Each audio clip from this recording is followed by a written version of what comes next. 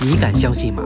这只潦草异常的家伙会变成如今这只精致甜美西施犬，而且人家的本名也根本不叫西施，甚至跟美女西施半毛钱关系都没有。嗨，各位朋友，这条视频咱们讲讲这只高端国货当年紫禁城的专属宠物西施犬。西施犬的祖先是青藏高原的拉萨犬，最早在寺庙里当护法，就是看门的。当陌生人靠近，吠叫提醒，本职工作简单又朴素。但是不知道你相不相信，颜值完全可以改变命运。大家看，这是拉萨犬，这是文殊菩萨的坐骑瑞兽狮子，长得像吧？凭借这副长相，这个潦草小狗被赋予了一层宗教的意义，加上他们负责寺庙的安保，本身就带有驱除邪恶的属性。于是拉萨犬被安上了新的剧本，被赋予了神的半生兽标签。传说文殊菩萨出门都会带着它，必要的时候能够变身成一头巨大的狮子，成为菩萨的坐骑。就这样，拉萨犬成了寺庙的专属圣物，平民禁止拥有。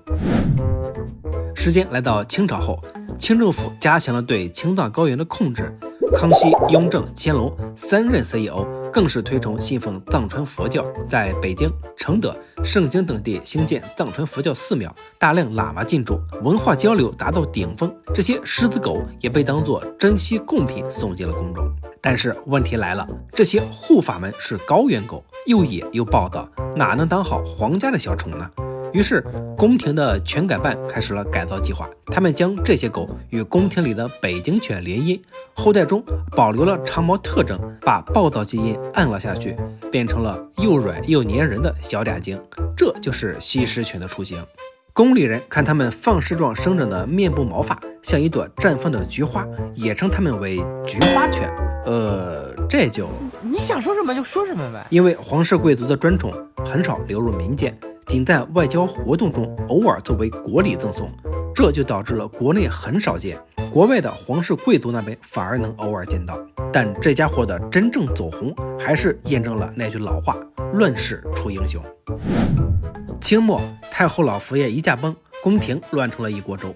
这群宫廷专属爱宠也被有狗狗收藏癖的英国人当成了稀罕货，打包带回了欧洲。这些小狗直接戳中了欧洲贵族的猎奇心。你想啊，中国皇帝的狗这牌面，于是这些小狗逐渐在欧洲上流社会流行了起来。英国人也开始了对他们的繁育和规范工作。但是此时呢，这些小狗还没有正式的英文名字，我国管这些长毛小家伙形象地称为狮子狗。于是英国人按照汉语音译把这些狗称为 Shih Tzu。不过英国人从中国抢回去的可不止这一种狗，他们将这类长毛小狗，包括他们通过殖民地印度获取的拉萨犬，都统称为 Shih Tzu， 主打一个反正都是中国来的。1934年，英国成立西施犬协会，粗略拟定了犬种标准大纲。1935年，西施犬俱乐部成立，犬种标准逐渐成型。但此时西施犬与拉萨犬仍未分离。这一时期呢，国内因为持续的战乱，这些狮子狗几乎绝迹了。英国人依靠抢过去的这14只狮子狗，意外的给西施续上了香火。这14只狗成为了现在所有被认证的纯种西施犬的祖先。二战后，从英国返回的美军也把一批英国的西施犬带回了美国。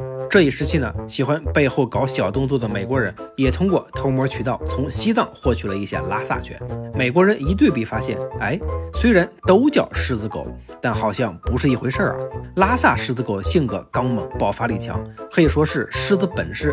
英国版的狮子狗则软萌可爱，又甜又黏。于是美国 AKC 直接给他们分家，把拉萨犬和西施犬分成了2个独立的品种。英国 KC、国际犬业联盟 FCI 也各自认可了这些标准，但此时西施犬仍然还不叫西施。重点来了狮子狗是怎么变成西施的呢？这纯粹是个美丽的误会。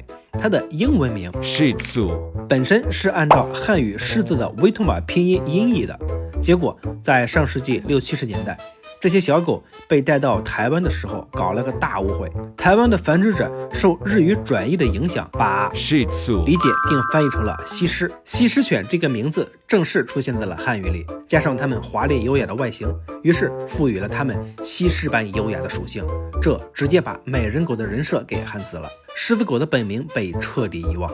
2000年之后西施回到了内地，借助4大美女西施的千年大 IP 影响力和中国原生犬种的文化符号，成为了高端国货的代表。但其实狮子狗才是它的本名，哪怕你喊它一声菊花犬呢。OK， 这就是没落贵族狗优雅小西施的前世今生。